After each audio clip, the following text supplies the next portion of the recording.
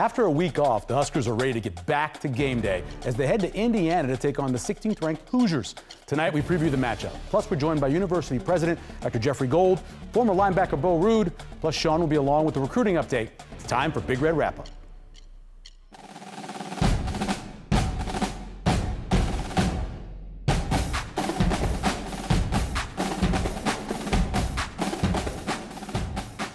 Hi everyone, I'm Michael Severe and welcome to Big Red Wrap-Up on Nebraska Public Media. Nebraska's set to play Indiana, which is going to be a great game. We have a great show for you. Joining us, former Husker Jay Moore and Sean Callahan. How'd you spend your bye week? Besides watching a ton of football. Watch a ton of football, play a little golf. Of course. You know, the weather's fantastic. You got to get on the golf course, get out early so you can watch the great games.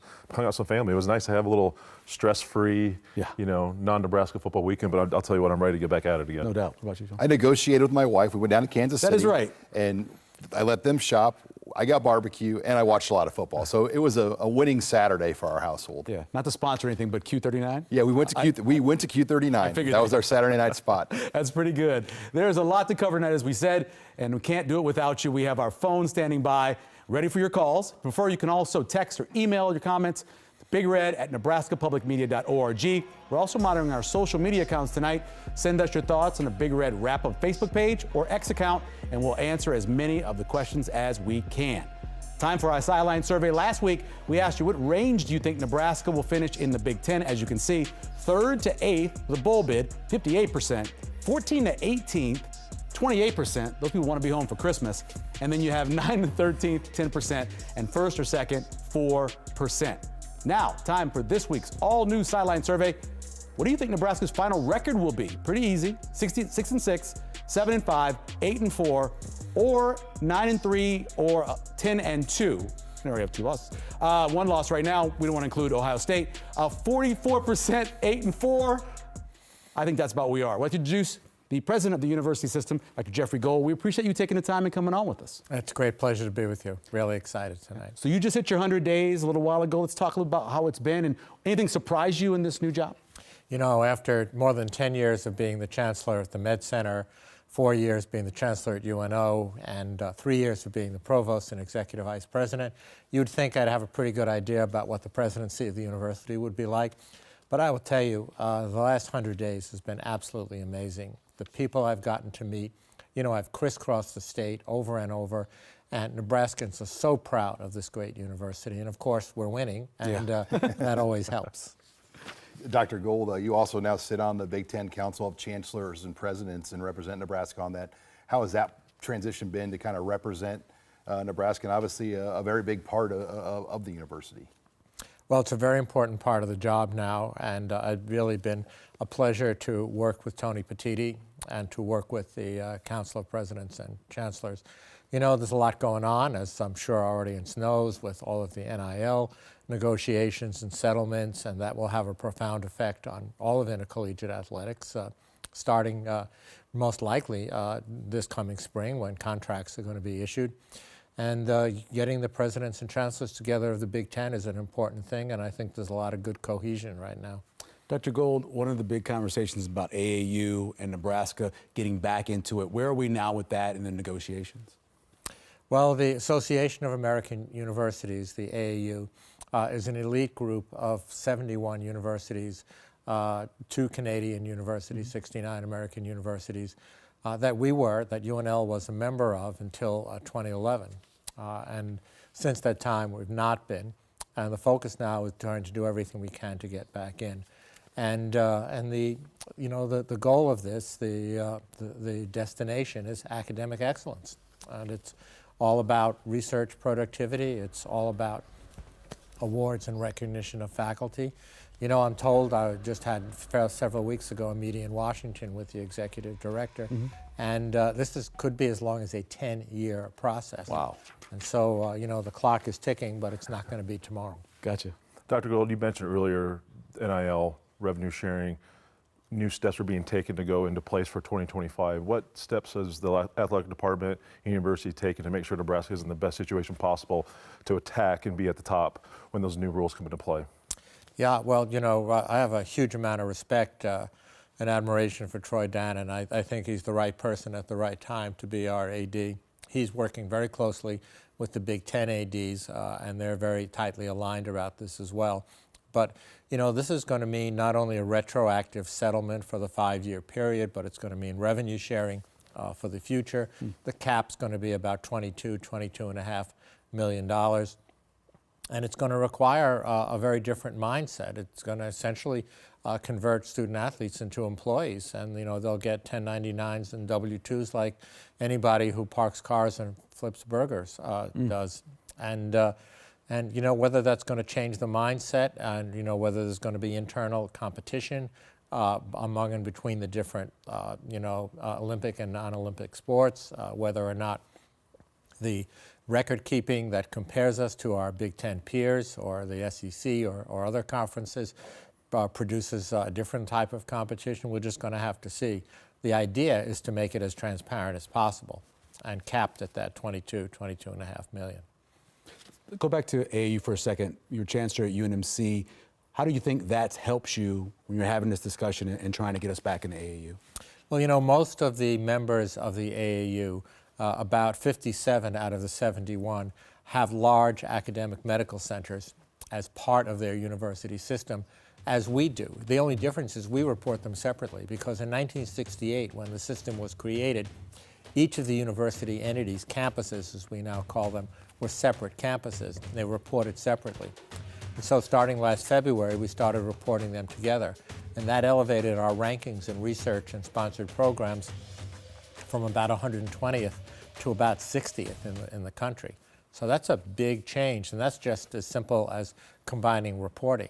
So when we start to look at other things that we can report together, the role of the accrediting bodies and other entities of that nature, that'll give us a better idea of what it would take for the AAU to look at us as a single entity as opposed to 4 separate campuses. How unique is this situation in terms of being a member institution that's been removed and trying to get back in? And how important is it when you look at your other peers in the Big Ten, the other 17 members are all in the AAU, and to get back in, to join back up at the same level with them?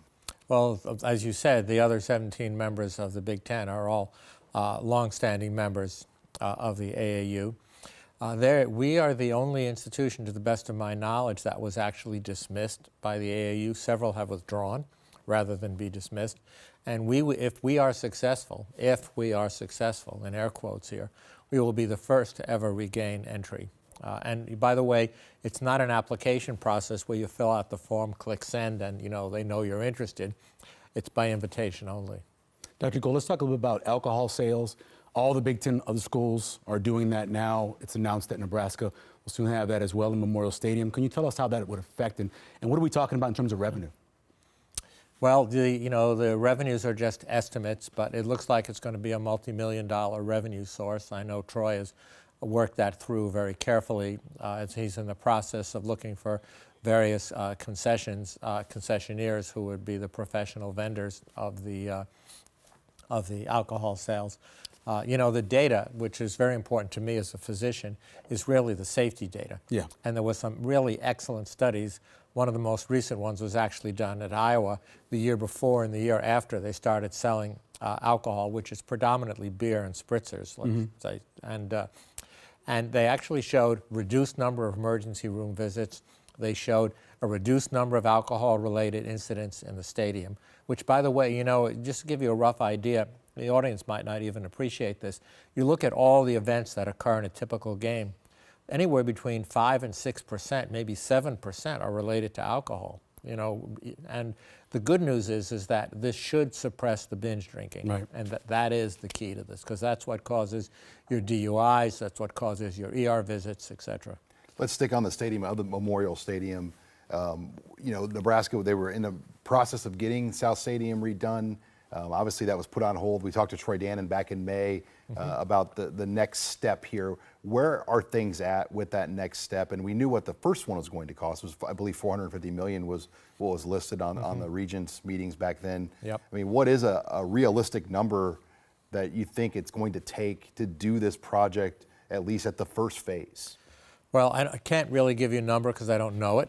But I do know this, that Troy is working really hard looking at different sequences of the East Stadium, the West Stadium, the South Stadium, et cetera, scoreboards, playing field transition. You may have seen just last Board of Regents meeting, we're converting the practice fields, which will be a really big deal for us as well. But I'm hoping that Troy will have a better understanding of the sequencing, the timing, and the scope of the projects section by section, probably by this time next year, I hope, maybe sooner. I know he's got a third-party consultant that he's working with that has done a lot of important stadium work. But I think credit to Troy and the team, we need to get into this NIL settlement and have a better understanding of where we are from a cash flow perspective. We want to keep as much dry powder as we can, look going into the stadium project. I mean, clearly, parts of it have to be done. Maybe even all of it has to be done. But how fast, in what sequence, time will tell. Dr. Gould, I remember years ago, Alabama showing the increased amount of attendance, people signing up to go to Alabama when they started winning national championships. How important is the success of athletic programs, and especially football, to help the university overall? There's no question that the success of the athletic programs in many ways are the front door to the university. But we also have to continue to compete and to win in the classroom, in the research laboratory. Let me tell you, students like to work with faculty members that are not just reading the papers in the textbooks, but that are writing them. Students like to know that there are Nobel laureates and there are highly recognized faculty members that are their mentors and their teachers and their coaches, etc. And so this is all a combined package around excellence. When I had my formal investiture back in early September, hard to believe it's more than a month ago, in the rotunda of the state capitol, I talked about an odyssey from excellent to extraordinary. And that's what we really need to be. And, we have every tool in the tool chest we need to do that. We have incredible loyalty of not just our fans, but of course every Nebraskan and many, many alumni. We have phenomenal facilities. We have an incredible student body. We have some of the best faculty in the world. We just need to put it all together and be rowing in the same direction. Yeah, and now with your new job, you've been around the university and the athletics a lot more and the fan base. What are your impressions of just the fan base and how big of an asset that is when you sell what Nebraska is and its value in terms of the ratings it still receives and everything it still gets at the national level? Well, I was, with the commissioner and the president of the NCAA in the president's box during the Colorado game, and both of them said that they had never seen an experience like that. I mean, the place was absolutely alive, as you know, and every fan knows. I've been on the field for every tunnel walk since I took the job. I've hosted countless people. I usually will hop from box to box during the home games and have enjoyed doing the halftime show with Matt, which has been a lot of fun, and get to talk about interesting things. The fan base is huge and supportive in every possible way. They're financially supportive, their loyalty, their energy levels, and I think that translates into wins. Your thoughts on Matt Rhule heading up this program? Obviously, the football part is big, but he talks so much about being an educator and making sure the student athletes better when they leave here in their future. Your thoughts on having him as the head coach? I think he's a rock star. I recently had an experience that would never make the headlines or the media, but I'll tell you just very briefly. He called me about a student athlete whose family was having a medical issue, and he wanted some advice and some connections in order to make some decisions about when the student should be back to be with his family and that kind of thing. And this was not just the conversation of a coach. This was a conversation of almost like a parent who has had incredible compassion for the student and really wanted to be sure that he was doing the right thing at the right time for this young man. It was impressive to me, but I'll tell you, every interaction I've had with Matt has been just like that. Yeah. Let's talk about your game day routine. You mentioned jumping around with boxes. Is there a tailgate you go to? Is there a favorite thing you eat in Memorial Stadium? What's your game day like? Well, I always do the President's Tailgate, which is really cool. We have 600 of our closest friends. Yeah. And what we've done this year is we've combined the Chancellor's Tailgate, the Athletic Director's Tailgate, and the President's Tailgate. So it is like massive energy level. And then I hop over to the stadium, usually take a group of people down for the tunnel walk and stand on the field and say hi to a lot of friends, and then pop up to the President's box, usually for the first half. I typically take down at least one runza, maybe a little bit more than that, and then do the halftime show, usually with Matt, and then usually spend most of the second half going from box to box, meeting with friends and colleagues and others. One last one from Sean. I'm curious, have you been able to really tour the new football facilities and in your thoughts on just seeing those, and do you get a chance to show a lot of your colleagues the new football facilities? It is absolutely amazing. I have taken a tour. I was actually had the opportunity to speak at the ribbon coating with T.O. and with others, and I can't believe there's a finer facility anywhere. Dr. Gold, we really appreciate you taking the time and coming on with us. It is my pleasure. Have me back sometime. No doubt, definitely. It's time to get to the top plays from the first half of the season. Let's go. Number 10, sideline headset spike by Coach Rule against Purdue. I don't know if this is a highlight, but although this happens here after the block in the back, and he throws the helmet, throws the headset and gets the penalty, but after that, it's fine. They got a first The down. play after that Yeah. is worth that. The screen pass. Exactly. To yes. Emmett, that was a fantastic That was play. perfect. Number 9, freshman sensation Carter Nelson scoring his first Husker TD against Northern Iowa. His first touchdown in 11-man football, which is crazy to think about. Number 8, John Bullock's fourth quarter pick 6 to seal the win over Purdue. This was huge both for the team and for John Bullock. What an He's having an amazing year. incredible. And then at number 7, Sierra Wright is going to make the list. Strip sack, of course, of Shedeur Sanders. This was a huge play in the game. Oh, that's not Shedeur Sanders. Luke Of course, Altmaier. Luke Altmaier. I'm reading the script and not looking at the video. Yeah, great, huge play there. Brian Buschini, though, makes the list. He could make a bunch of different lists for this, but great pass, 30-yard pass for the first down and kind of extending the drive a little bit. Number 5 starts with the game-winning, actually, yes. Game-saving. This is a 4-5-play stop here at the goal This line. is my number 1. Yeah, I think that was incredible. That really turned the season. Anything could have happened after that. Let's go to number 4 and our good friend, Ja'Cory Barney. We love watching Ja'Cory Barney and this place and his run against Purdue. So many big plays for him so far in the first half of the season. At number 3, Ramir Johnson against Colorado. This would have been an interception, one of the few turnover-worthy plays for Dylan Raiola early, but catch happens, runs into the end zone, knocks off the Buffaloes. What a huge play in that one. Number 2, Isaiah Nair's top tap catch for the score against Illinois on a pass that Dylan Raiola may have been trying to throw away. You never May not have. give him but credit yeah. for making a heck of a play there. And then the top play, the first half, comes from Tommy Hill with the help of John Bullock. John Bullock does his job. Tommy Hill does his job. The pick 6 against the Heisman candidate to win 28-10. Huge play there. For you, your number 1 would have been? Pick 6, Tom Hill's pick 6. I mean, all those plays in the first half of that Colorado game, that was the best half of football Nebraska's played, put together Yep. in a long, long time.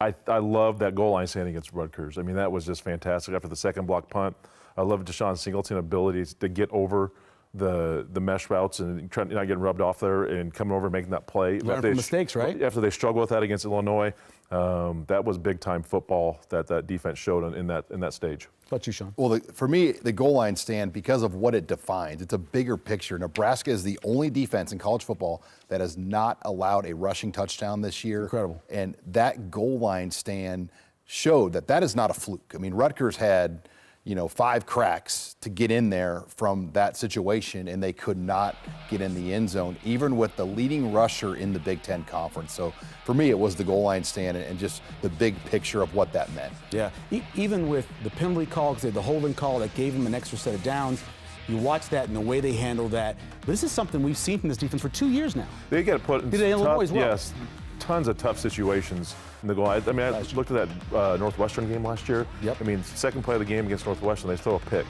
right? Hold them to a field goal. And they may miss a field goal, but numerous times, Northern Illinois last year, again, they fumbled, Nebraska's offense fumbles the ball inside their own 10. They go for on 4th, don't get it. This is not normal to be able to do this, but their ability after a quick change, usually holding a team to 3 points after a quick change, that's a win for the defense. But they've held them to 0 points in a lot of these situations. So the ability to not care about momentum, what the situation is, and just go out and play and operate as the play is called that's big time football. And Tony Weiss got them playing really good football at this time of year. And this is not one play, but just the play overall of Dylan Raiola.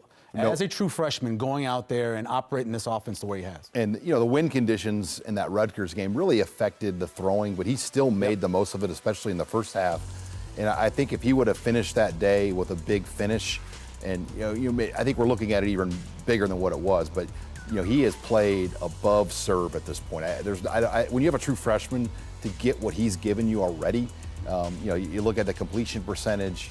He's going to challenge for the school record for completion percentage in a season, and he's got a chance to have one of the best freshman seasons at quarterback we've ever seen. And the number on that last graphic, 4 turnovers, which is remarkable thinking where Nebraska was last year. That's a big part of what he's doing too, taking care of the ball. Oh, absolutely. That's a huge part of how this team's had success through the first 6 games. Yeah.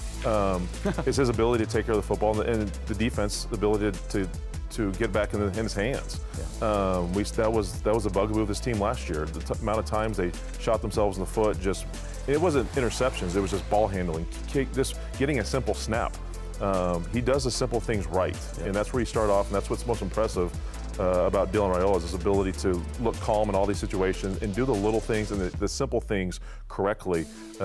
He makes a ton of tough throws, but his ability to throw a nice screen ball, a nice, just a simple pass. I mean, that pass right there, you see the screen pass, fantastic, right? The arm angle and getting the angle to get it there. Haven't had a quarterback that's able to make those simple throws in the short intermediate passing game in a long time. Sean, we wouldn't normally be talking about this. We haven't.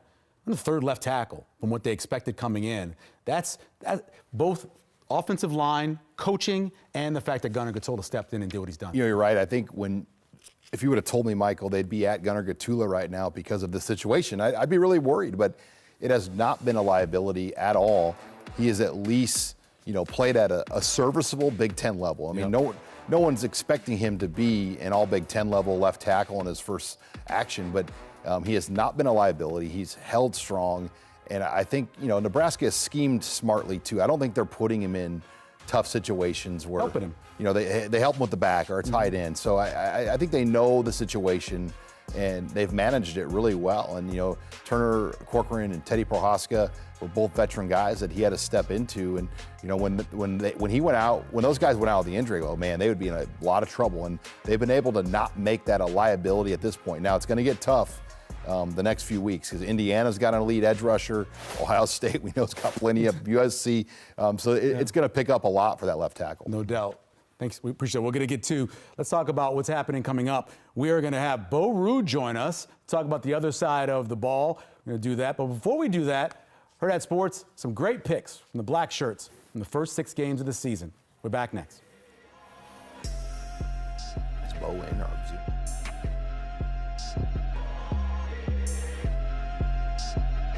The programs we produce in the Ron Hall studio have touched the lives of Nebraskans since 1972.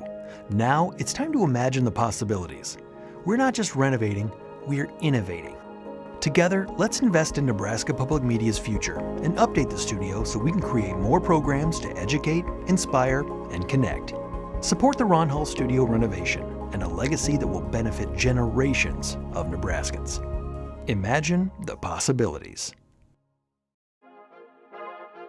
Get ready for an action-packed day when the best high school softball teams in the state compete live on Nebraska Public Media. Watch the NSAA Softball Championships Monday, October 21st, beginning at 12:30 p.m. Central and continuing throughout the day. Witness the thrilling matchups in classes C, B, and A, showcasing the best talent in the state. Live streaming will be available at our website and on the Nebraska Public Media app. In the 1990s, 33rd Street Sessions brought the state's most talented bands here to the Nebraska Public Media studios and into your living room.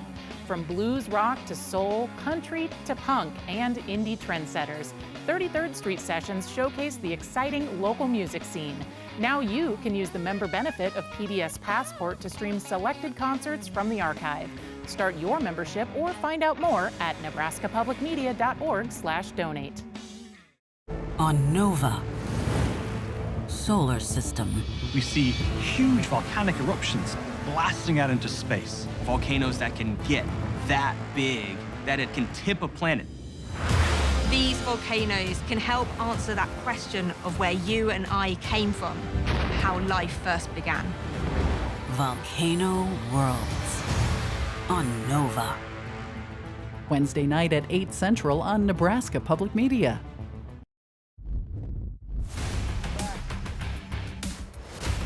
so far for the Black Shirts, only giving up a little over 11 points a game, ranked 7th in the country. A good point of view on the defense, of course, is Jay Moore, but also we bring in his former teammate, Bo Ruud, former linebacker at the University of Nebraska. Got the Ruud in here. And also two-time state champion for Lincoln Southeast as well. Welcome. Thanks for taking the time. Thanks for having me. I'm excited to be here. What do you weigh now? 200, just flat. What'd you weigh when you played at your heaviest? I think I touched 235 to 240 once. Wow. But yeah, it wasn't all good weight. It was a lot of pizzas and late nights at on O Street that don't do you any favors. And the Coach K strength program as well. All those squats and lunges and it's all bench heavy press. weights and not maybe enough. Your body appreciates not having that extra 40 pounds. I on bet. A few pounds less. So just give us your overall feel of the way the defense played so far. I mean, I think it's been really good, right? So if you're grading this defense, I mean, we had pretty high expectations, and I think it's hard to be disappointed if you take away a little bit of the Illinois game. Like it's a remarkable season. It's been great so far. So I think I'm still pretty optimistic. It's we got a hard stretch coming up here, but for the most part, like we've played really well at all levels. I mean, I was worried about the linebackers. John Bullock and Bear, they've been better than expected. Yeah. The D line's been good, and we've had some like guys like Sierra Wright step up. Tommy Hill's been for a while better than expected even for me. So I've been very, very happy with their performance. Like sans maybe Illinois, where we kind of we got off kilter, but then again, like Tony White, he showed he can adjust, right? So that's also, I think, reassuring that like he's showing that he's not, somebody that's going to be maybe just figured out. He also has, some other tools in his toolkit to just like adjust and deal with, the season as it goes. Yeah, I always, when this 335 came out, Bo, I was like, gosh, I'm not familiar with it. And you look at back, old San Diego State tape or Rocky Long, all this, that coordinator. I'm like, how would I fit in this defense? Because we played in a 4-3 defense and under front, cover 6, right, quarter half. But I would probably play multiple positions. How do you think you would have fitted in this 3-3-5 scheme? I mean, it's hard to know exactly, but it seems like it likes athletes. So if you can, there's a lot more movement. So I think if you're a guy that can. It's athletic and multiple, like they'll find a way to use you. So I mean, I think in the end, you'll find your place if you can do a few different things. And so that's how I see it. Is like I would like it because, hey, move me wherever you want to, So, as a former in-state linebacker yourself, how much appreciation do you have for what John Bullock has done this year? And your brother Barrett was obviously around when he was here. Yeah. Has Barrett chimed in at all about what Bullock has done this year? Have you had a chance to visit with Barrett about Bullock? Just a little bit. I think he's just very excited for him. He's just a hardworking kid that, if you're a walk-on that's moved positions and like, especially like he's gone from, walk-on safety to starting linebacker, but he's also he's getting better every week. The first couple weeks I was rewatching him close. Every week he's gotten better. He has that knack for not just making the play every time, but like he has the timing effect of like the instincts to go make a big time play. So super impressed with Bullock. So Bo's also a member of the New Media. He does a podcast with, I believe, former All-State quarterback at Southeast. I believe he was All-State, right? First team Super State. There you go. So Nick Bob was that. You guys do a thing where who's in the club, right? Yes. The beginning, a lot of defensive players. How's the offense done getting into the club as we've gone along? So the club is taking off on a life of its own. Yeah. But, so it was very defense heavy. Yeah. And we always do 5 guys can get in the club, and each week we update it. And then the offense made a little run there mid-season where we started bringing in guys, some of these receivers, but the shift is back. The defense is back. Holding. I mean, Dylan's in the club. Ty's in. Those guys are like their mainstays. They're in there. It's gonna be hard to get them out. But there's, everybody else competing to get in, to. Is Buschini in the club yet? Buschini was. He's waiting on. He was got waiting in for his on. Uber. It was bring your punter to the club night. So he was Buschini night at the club. So he got one Punter night. He doesn't get any other night. He got to the velvet rope. Somebody helped him get in. Because it was punter's night. Yeah. So he got in. Hey, Bo, I want to stick with special teams for a minute because you and I both played special teams as a starter. Nebraska has struggled they've struggled a lot this year in special teams. just talk about the mindset that you have to play special teams, because it's not for the faint of heart. It's for lack of better terms, it's not a sexy job to have. It's a brutal deal to do, to have to be a starter and then go out there after you played a 10-series drive and also go out and punt block. Yeah, or go out and punt, or you have to punt and then you have to go right into defense. Right? It's a tough gig. It's tough. I think it's not cut and dry. Just put your starters out there, because let's be real. We remember back when you're playing and like you're playing 60, 70, 80, 90 snaps a game. It's hard to give it all you got on special teams and do both, right? It's just you only have so many snaps. So at some point you do got to have other guys that can do it. I think I heard Matt Rule say something about this week where he was talking about maybe we've got too many young guys out there and maybe we need some more guys with experience, right? So I think that's also the give and take you got to find is, do you got some veteran guys that really know what they're doing and get them out there versus younger guys that maybe have more upside that you're trying to work into the flow of the team in their first season. So I don't know what the answer is, but I think back to our time and we had some veteran mainstays that were just like special teams guys. I think of the Ragonis, the Eisenhurts. That's what they did. They were special teams guys and they made their living. That's all they wanted to do. And so I think we need to find a few more of those guys that become like, stars in their own right just on special teams. This is going to put you on the spot, but we've seen 6 games for Nebraska, and we've seen a lot of different players. I mean, is there a guy that you've gotten a taste of that you're like, man, I want to see more of that guy in the second half? It could be offense or defense. Is there a guy or two right now that jump out that you hope can have a bigger second half? Just in terms, okay. You have Hall of Famer Thomas Fidone. Remember? I mean, Fidone, yeah, I mean, we want to see Fidone get the ball a little bit more, but that's tough. I think what I want to see is I want to see a running back emerge. We've been talking about the running backs, like somebody to just. Who's your chip on right now? Oh man, it's hard. I know. In a weird way, I still think maybe. I don't know. Is Emmett Johnson is he the best player? He's the most complete. He's the most complete, but Rahmir probably has the most home run potential. I think they're looking for that. So I'm stumped on the running backs. I just want somebody to kind of step up and take that run game to the next level. Seems like that's even Matt Rule keeps saying, we need to see somebody like make somebody miss, break a tackle, take the 5 to 10 yarder, take it to the house. That changes games for us. It changes our run game. So I think I want to see a running back emerge, and then the offensive line. I want to see one of my big thing is when the game gets on the line, can we protect, right? Can we protect Dillon in the clutch? Like people talk about clutch as, hey, can the QB throw it to the receiver? I want to see can the O-line protect the QB in the clutch. That's what I'm looking for in any of these close games. Yeah, he's been pressured 33% of the time of dropbacks, which is not great. Let's talk about this game against Indiana. It's really a bring your keys game. A lot of RPO, a lot of quick screen. Talk about being a linebacker in a situation where you don't know if he's giving the ball, you don't know if he's running. It's tough going against this Indiana offense. Yeah, it's there. In a way we might match up decent because at 3-3-5 it allows you to play against the finesse teams and a little bit better. But it is going to be eye heavy. You got to have your keys and you got to just do your job, which is like if this is your guy, you can't get lost in the junk traffic. I think Jay mentioned the Illinois game. Like they're doing a lot of play action, across, tight ends across the field. Around the goal line, we lost our eyes, right? We didn't know who we were supposed to see. And in the end, if you got strong eyes, strong keys, that's what it's about. I think you could look at last year against Michigan. That was the 4th game. Defense. I know Michigan was the best team by far last year, so a bit of an anomaly. A little sloppy. They improved, got some things figured out. Illinois was the 4th game this last year. Got exposed a little bit, but seemed to kind of get things figured out with Purdue and Rutgers.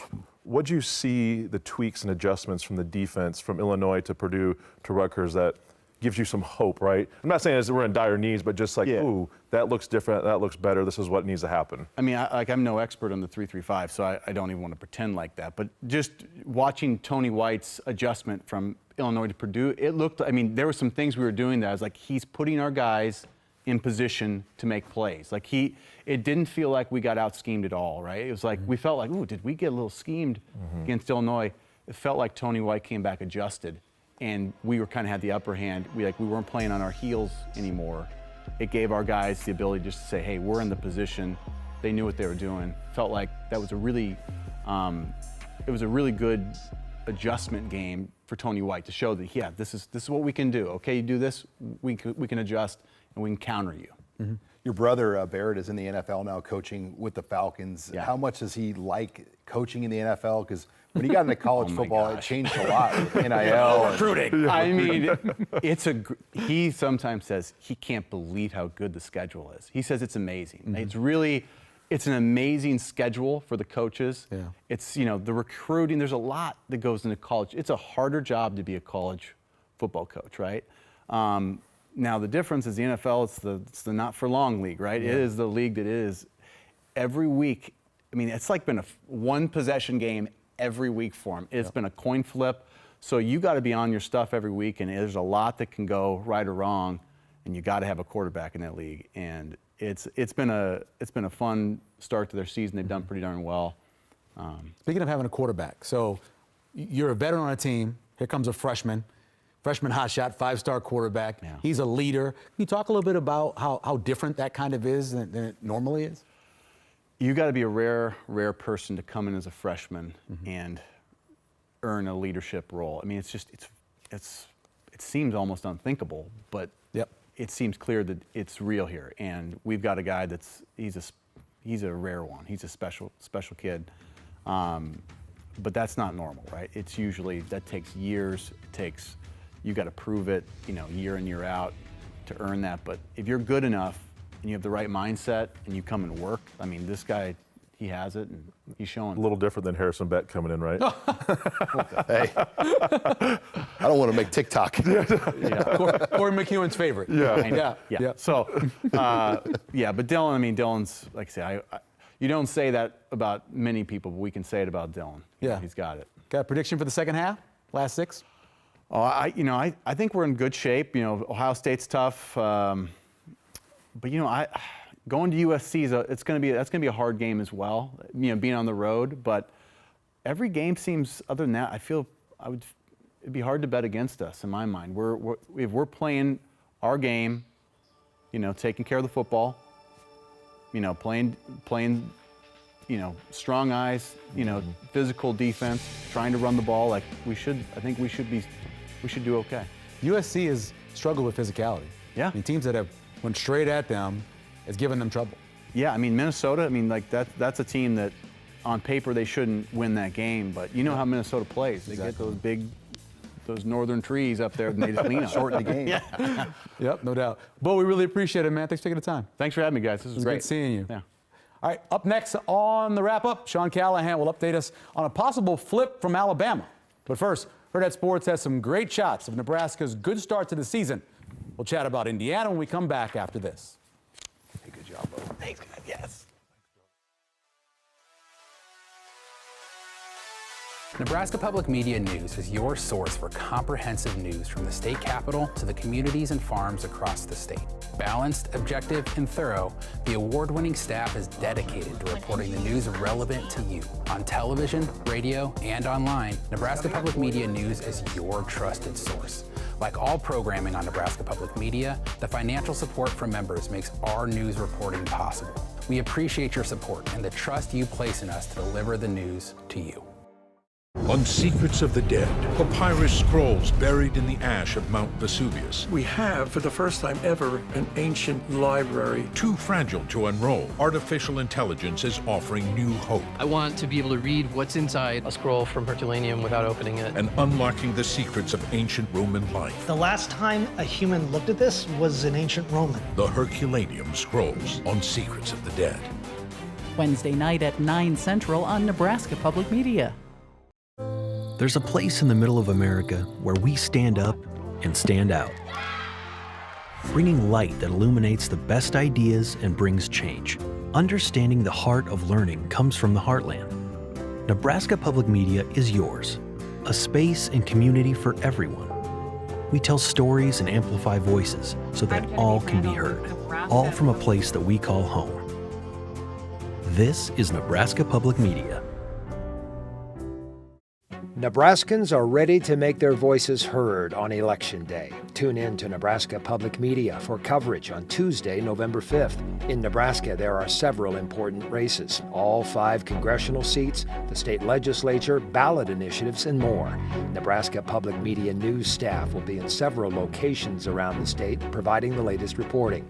Coverage begins at 8 p.m. Central on Nebraska Public Media Television and Radio on Election Day, Tuesday, November 5th.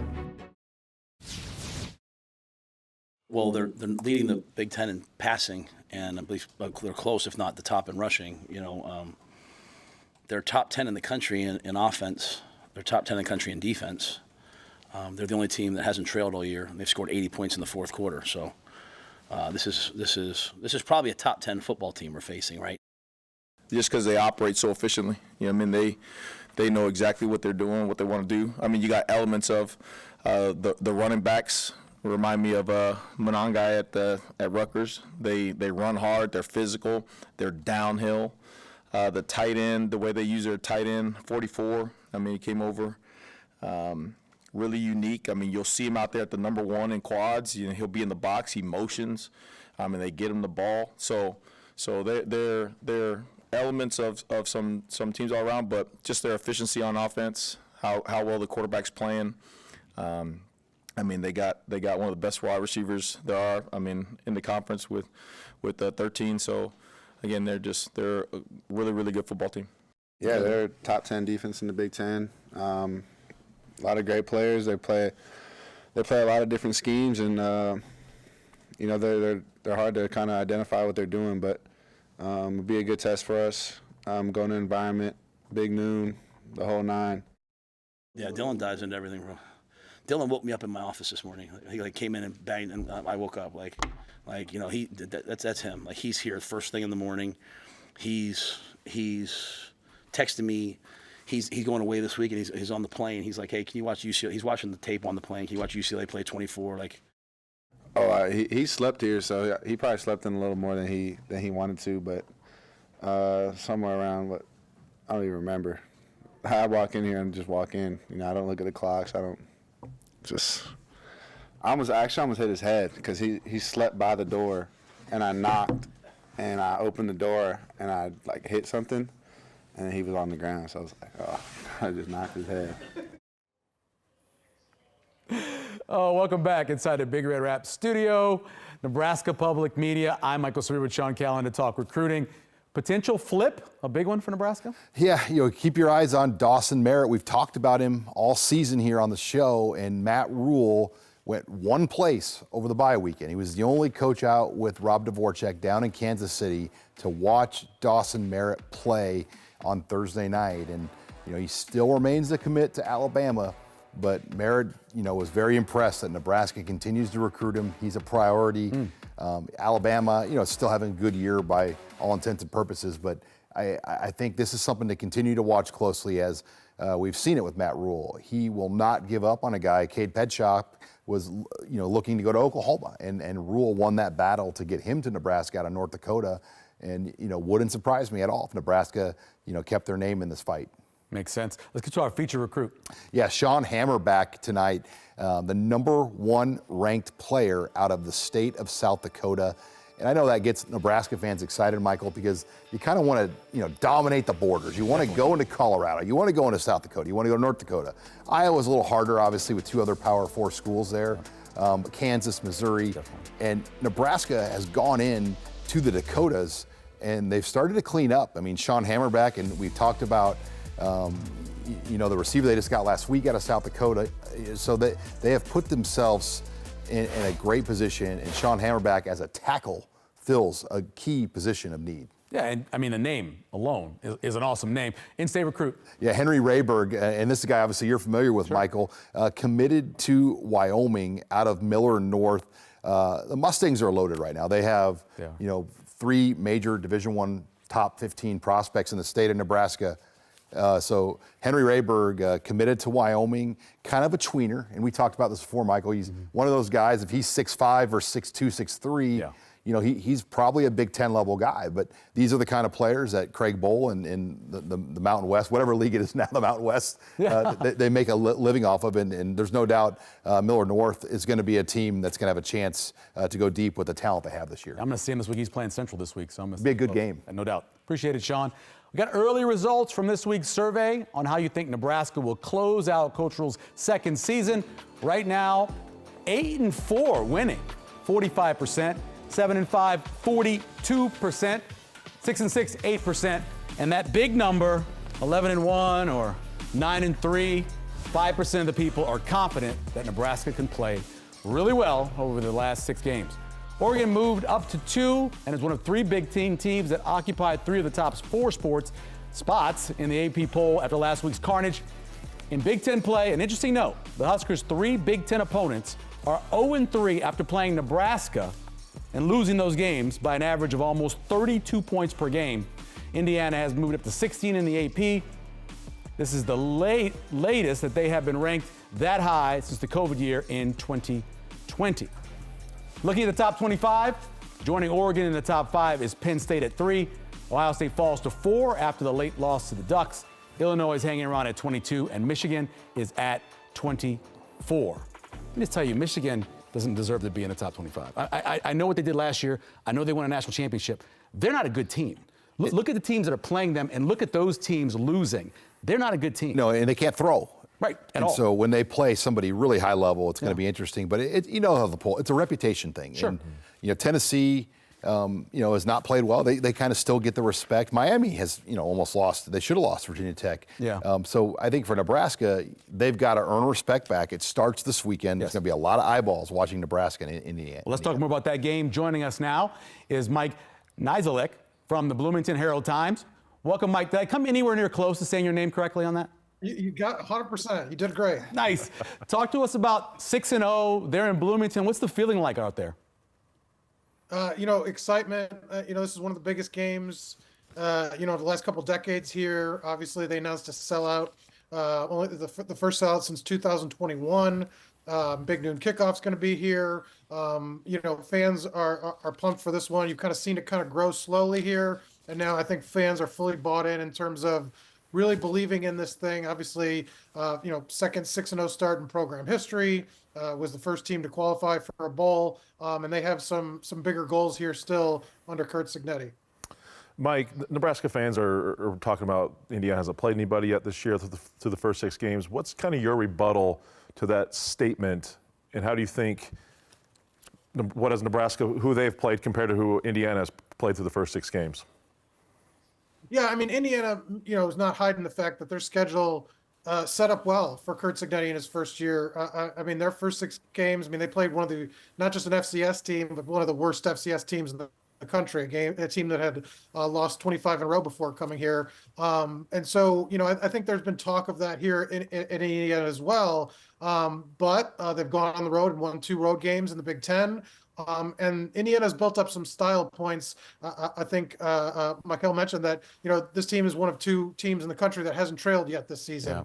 Yeah. And so, I think that's kind of impressed people that even though maybe they're playing some lesser teams, that UCLA win looks worse every week, but still they went in there and dominated. And I think that's a hard thing to do. Only 2 teams have won out West this season in the Big Ten. Indiana's one of them. So, I think that, Indiana's played a light schedule so far in this back half. They will certainly have to prove themselves here with the series of stronger opponents. Mike, the history of Indiana, it's in some ways similar to Nebraska in the sense that you guys are a basketball school and football is kind of the secondary sport. At Nebraska, basketball has to play second to football. How engaged, though, is this Hoosier fan base? Because we know what's coming around the corner. Basketball season is just a couple of weeks away from starting. With the start at being 6-0, Big Noon Kickoff, how engaged is this Hoosier fan base? Yeah, Hoosier Hysteria here, their annual kind of football event is Friday, ironically. And so that's now sort of fighting for the attention or the spotlight this weekend. 2 of the final 4 home games have sold out already. Michigan was the other one that got announced this week. Limited tickets available for the other 2, Washington and Purdue. And so you might see them sell out 4 games in a single season, which hasn't been done here. And so at Memorial Stadium. So think the fans have bought in. I think fans really like Curt Cignetti. I think they were really sort of, his bravado at the start. They may be a little worried that he wasn't going to be able to back it up, but he called his shots. I mean, he's basically, in December and January, he kind of laid out how this was all going to unfold. And he's been right. He kind of had a similar turnaround at Elon. He's had a blueprint and he's executed it here and turned around this roster very quickly. And so fans, I think they are excited and it's kind of uncharted territory. November games are going to matter here for football and people won't be able to invest as much in basketball here over the next couple of weeks. Mike, lastly, talk about Curtis O'Rourke. And I loved him at Ohio, thought he was a really good quarterback there, but he's taking it to another level. Can you talk about what you've seen as his development's gone through these first 6? Yeah, they valued with a lot of spots at quarterback specifically production over potential. So in the portal, they got a guy that had a lengthy resume of experience, and that's what Curt Cignetti loved about Curtis O'Rourke. He's run the 2-minute offense a bunch. He's been in these situations where he's been down a lot, where he's been up a lot, and he can do all that. They knew he could make all the throws, but I think the thing that was important to them was that he's a veteran, that there was no situation that could throw at him, even in the Big Ten, that would surprise him. And he's done that. He's been poised. He's really good pocket presence. Not necessarily the fastest guy, but I mean, if you watch their games, you see him 3 or 4 times escape out of the pocket, escape pressure, duck out of things, and he's just real savvy. I think his arm, when you watch him, there's not a spot on the field that he can't throw to, but I think it's all that other stuff that has really separated him. He's run this offense with confidence, and he's got them humming along. I mean, obviously, if you look at the numbers, top 10 in most categories, and that's all, it starts with him. Yeah, he's been great. Mike, we really appreciate the time. Enjoy the game this week. Absolutely. We'll see you guys out there. Of course, no game this past weekend, so we have no game day picture winner, but be sure to get online this Saturday and send us how you're watching the Indiana game with family and friends, rooting for an upset win, and you can get a Nebraska Public Media t-shirt. Also, social media. In the social media world, bye weeks can be rough on college football fans, but this meme is somewhat comforting to Huskers. During the bye week, these people miss Husker football. Oh, yes, definitely. No doubt about that. But I'm sure many of you did what Herbie did and mowed the grass for probably the last time this year as the weather has turned. I think it won't be long until Herbie has to do that inside Memorial Stadium. Can't wait for grass. That's going to be awesome. No, it's going to be fantastic. It's going to be really cool. It's really good. It's viewer time because we got viewer questions. Sean, you think that Nebraska will make a field goal over 30 yards the rest of the year? Yeah, I mean, 30 yards, guys, isn't that far. It's a mean question. I mean, they'll be in that position. Yeah, ball's at the 20. Elvano has come back and started practice. Now, I don't know what that means. I don't know. Will he travel is the question. And I think the snap is as big of an issue right now as the kick itself. I think they've got to get the snap down, then the hold. Yeah, that's got to be a trust. I mean, that's the thing, too, as a kicker, you got to trust the process is done correctly. Mm-hmm. If your mind's not right, is this going to be a good situation? Man, you're set up for a failure right away. So a question that Sean asked Bo earlier, was there somebody you want to see more of? Jay says Jalen Lloyd. Wants to see more of Jalen Lloyd, some more deep routes, things that we saw last year. Yeah, but again, you saw more of that last year, but that wide receiver core was decimated last year, so he had to play more. But yeah, you've seen him at times. You saw him a little bit in the Purdue game, saw him the fake punt in the Rutgers game. Listen, there's weapons now. I mean, they have tons of options. With Barney coming to this mix, kind of a similar style of player.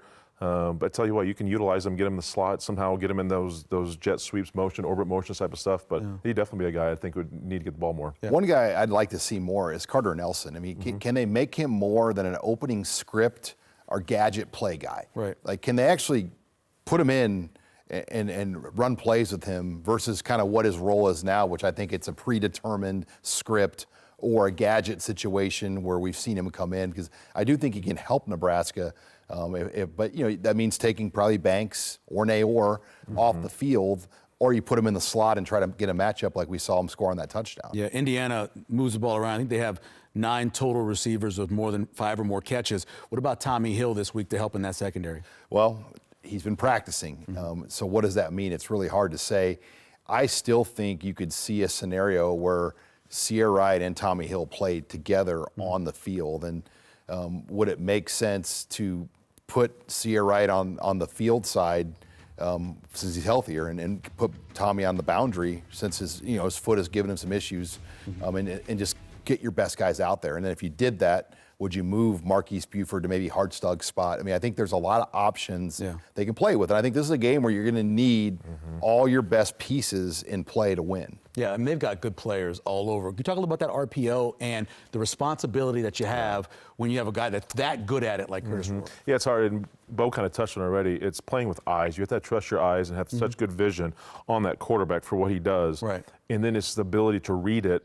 And there's just little intricacies of every offense. You just have little tells. And it might take a play or two to figure out what that tell is, but once you see it and you can trust it, once you see that action, it's like boom, you take that one step forward, then you can retreat to get back into your coverage situation in zone or potentially a man situation. But it's hard.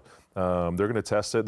He's looking at that collapsing end or linebacker. MJ Sherman will come off the edge, Prince Ball. He's looking at all that stuff, and if he's coming down, he's probably going to keep it and maybe toss it out to the slot or keep it himself on a QB keep game. But those are very, very hard situations to defend. But it's all about trusting your eyes and trusting what you're seeing, and then go and make those plays. Yeah, and Nebraska did well against Rutgers a couple times. They tried it. Burning question, Sean. My burning question is, can Nebraska win a game on the road against a ranked team? I mean, just winning a game against a ranked team, period, but on the road. I mean, it'd be a kind of a program-changing moment this weekend. Yeah, mine is it's turnovers. This one, Nebraska, they have been successful in limiting turnovers on offense, but creating turnovers defensively. I think for Nebraska to win this football game, they need to be +2, and they've been +2 a few times this year. You got to get +2, and I think they get the job done in Bloomington. And my question is, can Nebraska protect Dylan Raiola? 33% pressure rate. His numbers have really dropped off when he's been pressured, when he's had a muddied pocket, dropped off dramatically. So can they protect him, and can he handle it when they're getting after him? Don't forget to head to the website, Facebook page, or X account and click on the prediction. Jay, Sean, and I will tell you exactly what to expect in the Indiana game. The next game against 6-0 Indiana Hoosiers is big noon at 11 a.m. on Fox, with coverage beginning at 9 a.m. And then on Tuesday night with Big Red Wrap-Up, we'll recap the IU game, and we'll be joined by former ESPN personality Jay Crawford to look forward to the Ohio State game. Of course, we'll be back live on World, Facebook Live, and YouTube at 7 p.m. And you can catch the re-air at 10 p.m. on Nebraska Public Media. Our special thanks to Nebraska President Dr. Jeffrey Gold, Bo Ruud, and Mike Niezalek. Jay Moore and Sean Callahan, I'm Michael Severe. We'll see you next week on Big Red Wrap-Up.